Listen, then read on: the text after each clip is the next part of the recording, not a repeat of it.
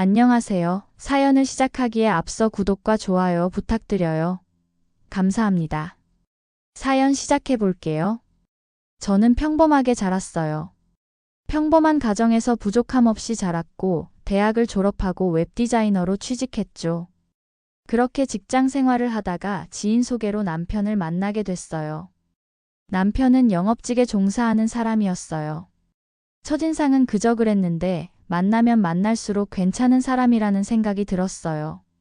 성실해 보였고 저한테도 정말 잘해줬거든요. 데이트할 때마다 세심하게 챙겨주고 제가 힘들어하면 위로해주고 항상 먼저 연락하고 만나자고 하는 사람이었어요.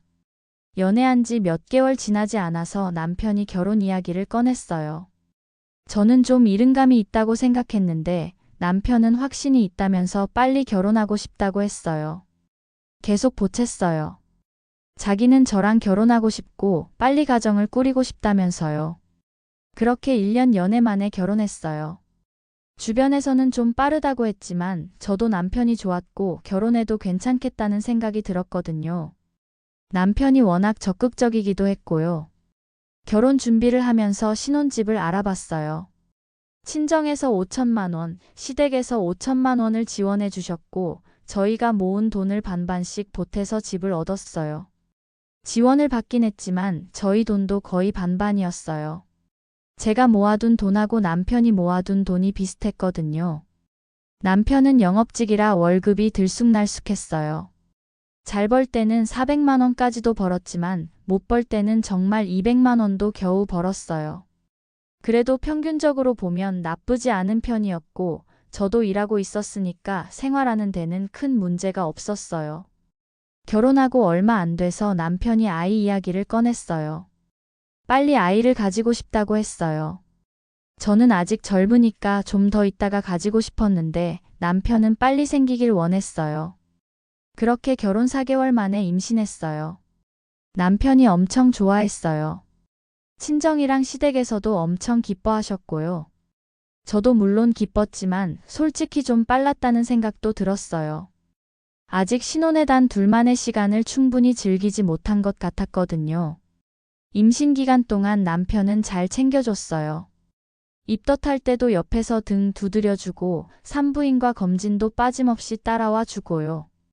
그런 모습을 보면서 좋은 아빠가 되겠다는 생각을 했어요. 시간이 지나 출산했어요. 예쁜 딸이었어요. 남편은 딸을 보자마자 눈물을 글썽이며 좋아했어요. 저도 처음 딸을 안았을 때의 그 감정을 잊을 수가 없어요. 작고 따뜻한 생명이 제 품에 안겨 있는 게 신기하고 감동적이었어요. 육아휴직을 하고 육아에 전념했지만 매일매일이 전쟁이었어요. 밤낮 없이 우는 아이를 달래고 수유하고 기저귀 갈고 잠도 제대로 못 자고요. 정말 힘들었어요. 다행히 친정 엄마가 자주 오셔서 도와주셨어요.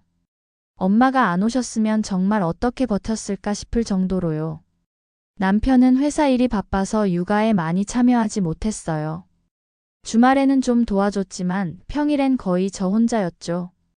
그래도 그러려니 했어요. 남편도 돈 벌어야 하니까요. 그렇게 잘 지냈어요. 물론 남편이랑 매일 그렇게 사이가 좋은 건 아니었어요. 종종 다투기도 하고 싸우기도 했어요. 남편은 좀 자기 말이 다 옳다는 주의였거든요. 제 의견을 잘 안 들으려고 할 때가 있었어요. 육아 방식 때문에도 몇 번 싸웠고 돈 문제로도 다퉜어요. 그래도 크게 보면 괜찮은 편이었어요. 아이가 돌 지나자 어린이집에 보내고 저는 복직했어요. 일과 육아를 병행하느라 정말 바빴지만 그래도 다시 일하니까 좋더라고요. 경제적으로도 여유가 생겼고요. 그렇게 결혼 5년 차가 됐어요. 딸아이는 어느덧 4살이 됐고 저희 부부도 이제 제법 안정적인 생활을 하고 있었어요. 그런데 어느 날 충격적인 사실을 알게 됐어요. 남편한테 자식이 있었던 거예요. 그것도 우리 딸보다 나이가 많은 아이가요. 그 말을 듣는 순간 머리가 하얘졌어요. 뭐라고 대답해야 할지 몰랐어요. 남편은 계속 말을 이었어요. 자기도 자기 자식인지 확신은 못했지만 대충 짐작은 했었다고. 그런데 그 여자가 아니라고 하길래 아닌 줄 알고 살았다고 했어요. 남편이 저랑 만나기 전에 만났던 여자가 있었대요. 무려 4년을 사귀었고 동거까지 했었다고 했어요. 그런데 여자가 일방적으로 헤어지자고 했고 남편도 시간이 지나 저를 만난 거라고 했어요. 그 여자가 아이를 낳았다는 걸 안 건 저랑 연애할 때였대요. 근데 자기 자식은 아니라고 했다고 해요. 다른 남자 만나서 생긴 아이라고 했대요. 그래서 생각도 못 했었는데 최근에 그 여자한테 연락이 왔다는 거예요. 남편 자식이라고요. 저는 믿을 수가 없었어요. 결혼 5년 만에 이런 이야기를 듣다니요. 더 황당한 건 그 다음이었어요. 그 아이가 아프다는 거예요. 선천성 심장병이 있대요. 어렸을 때부터 아팠는데 몇 번 수술도 했다고 했어요. 근데 또 수술을 해야 하는데 비용이 만만치 않은 모양이었어요. 그 여자 형편도 어렵고 그래서 돈을 좀 도와달라고 했다는 거예요. 그 말을 듣는 순간 화가 치밀어 올랐어요. 아이가 있다는 것도 충격적이고 배신감이 드는데 돈까지 달라니 용납이 안 됐어요. 남편은 미안하다고 자기도 정말 몰랐다고 했어요.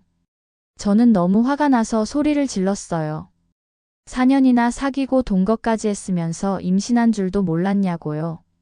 남편은 그 여자와 헤어질 때까지 임신한 사실도 몰랐고 헤어지고는 연락 한 번 없이 살았다가 저와 만나고 나서 아이를 낳았다는 소식을 들었기 때문에 자기 아이일 거라곤 상상도 못했대요. 그래도 시기가 너무 들어맞아서 그 여자한테 자기 아이냐고 물었지만 아니라고 했다고 해요. 그런데 그 아이는 헤어지기 전 임신한 남편의 아이였다는 거예요. 며칠 동안 남편하고 제대로 얘기도 안 했어요. 남편은 계속 미안하다고 했지만 저는 받아들일 수가 없었어요. 그런데 남편이 또 말을 꺼냈어요. 그 아이도 자기 자식인데 우리 집 팔아서 도와주면 안 되냐고요. 그 말을 듣는 순간 정말 기가 막혔어요. 지금 우리 딸이 살고 있는 집을 팔아서 그 아이한테 주겠다다는 거냐고 제정신이냐고 물었어요. 남편은 대답을 못했어요. 그저 미안하다는 말만 반복했죠. 그날 이후로 며칠을 더 싸웠어요. 남편은 계속 그 아이도 자기 자식인데 모른 척할 수 없다고 했어요. 수술을 하지 않으면 위험하다고요. 그 말을 이해 못하는 건 아니었어요. 그 아이도 죄가 없으니까요. 하지만 제 입장에서는 받아들여지지가 않았어요. 며칠을 힘들어하다가 저는 결국 남편한테 이혼하자고 말했어요. 남편은 깜짝 놀란 표정으로 저를 봤어요. 저는 이게 받아들여지지가 않는다고 아무리 저라도 천륜을 끊으라고는 못하겠으니. 저는 아무리 생각해봐도 이게 답인 것 같다고 말했어요. 남편은 계속 안 된다고 우리 딸 생각해서라도 그러지 말자고 했어요. 하지만 저는 마음이 안 변했어요. 며칠 동안 더 이야기했지만 결국 저희는 이혼하기로 했어요. 이혼 절차를 밟으면서 정말 힘들었어요. 신혼집은 팔았어요. 각자 몫을 챙겼죠. 친정에서 지원해준 돈, 제가 넣은 돈, 그동안 오른 집값까지 계산해서 나눴어요. 남편도 자기 몫을 받았고요. 이혼 후 남편은 결국 신혼집 판 자기 몫으로 그 아이 수술비를 도와줬다고 했어요. 그리고 시댁에 들어가서 산다고 했어요.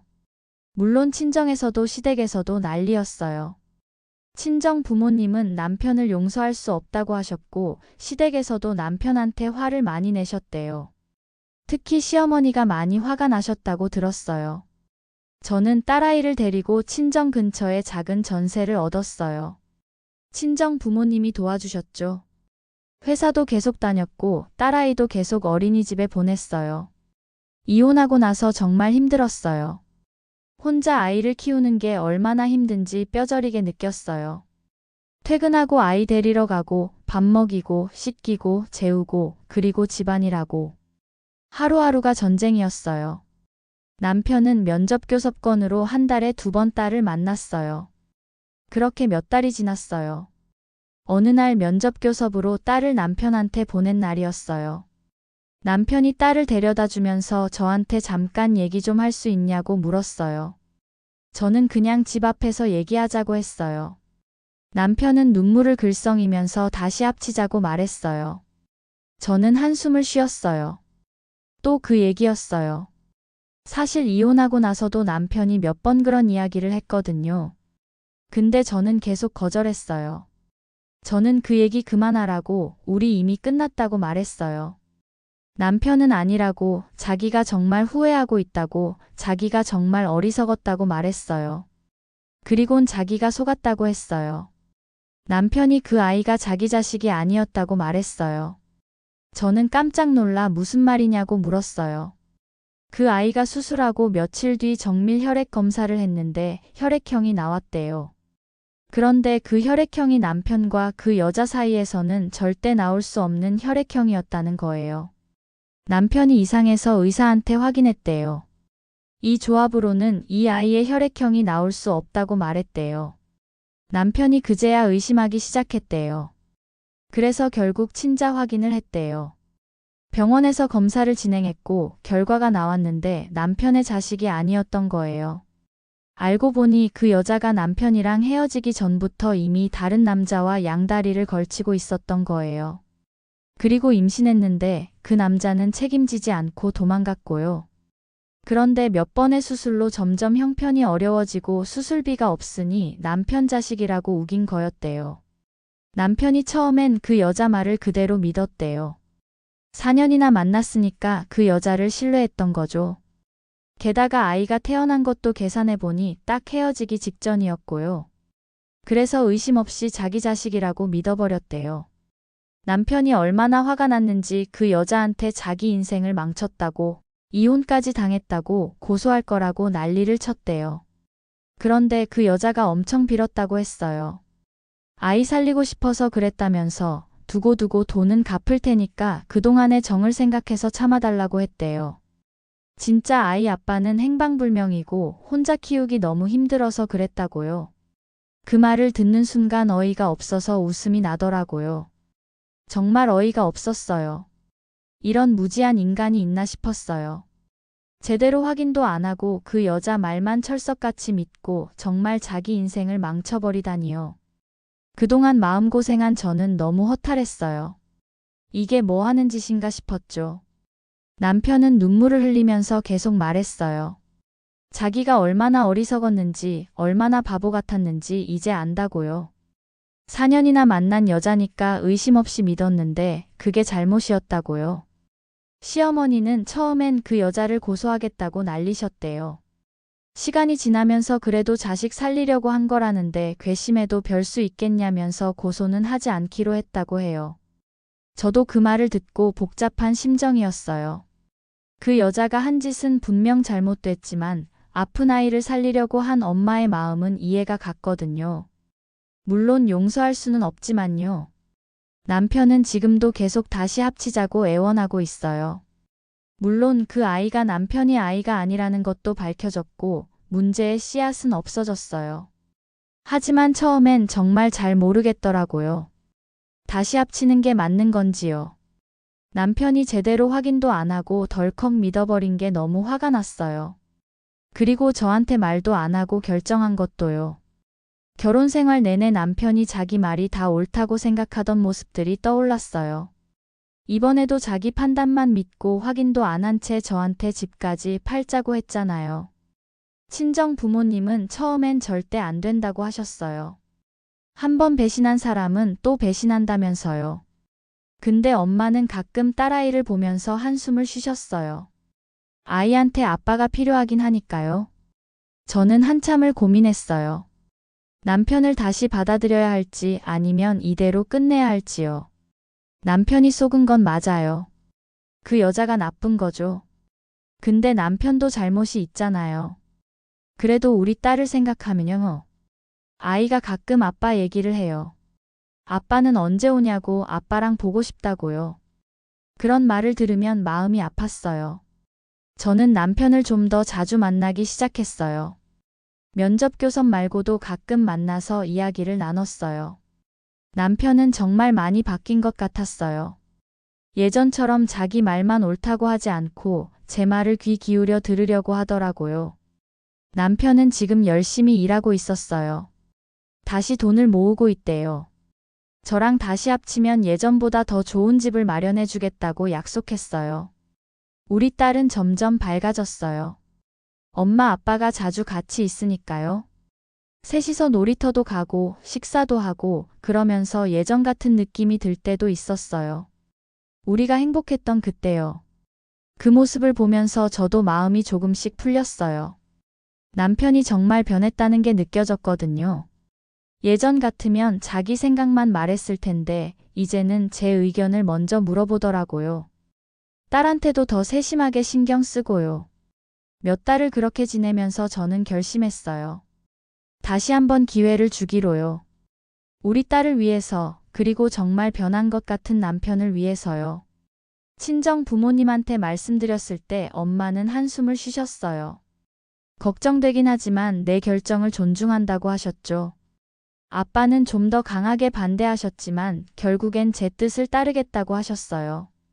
시어머니는 정말 기뻐하셨어요. 저한테 너무 미안하다면서 고맙다고 하셨죠. 우리는 다시 처음부터 시작하기로 했어요. 무엇보다 우리 딸이 너무 밝아졌어요. 엄마 아빠가 함께 있으니까 정말 행복해했어요. 남편도 정말 잘하고 있어요. 예전처럼 자기 고집만 부리지 않고 제 이야기를 귀 기울여 들어요. 중요한 결정을 할 때는 꼭 저한테 먼저 상의하고요. 육아도 적극적으로 참여하려고 노력해요. 저희는 천천히 나아가고 있어요. 아직 완전히 회복된 건 아니지만 조금씩 나아지고 있다는 게 느껴져요. 남편을 완전히 믿으려면 시간이 더 필요하겠지만 지금은 이 과정이 나쁘지 않아요. 우리 딸의 웃음소리가 집안을 가득 채워요. 엄마 아빠가 함께 있으니까 정말 행복한가 봐요. 그 모습을 보면서 제 결정이 틀리지 않았다는 생각이 들어요. 앞으로 어떻게 될지는 모르겠어요. 하지만 지금은 최선을 다해보려고요. 남편도 변했고 저도 변했고 우리 관계도 변하고 있으니까요. 제 긴 이야기를 끝까지 들어주셔서 감사합니다. 구독과 좋아요, 알림 설정까지 잊지 마세요.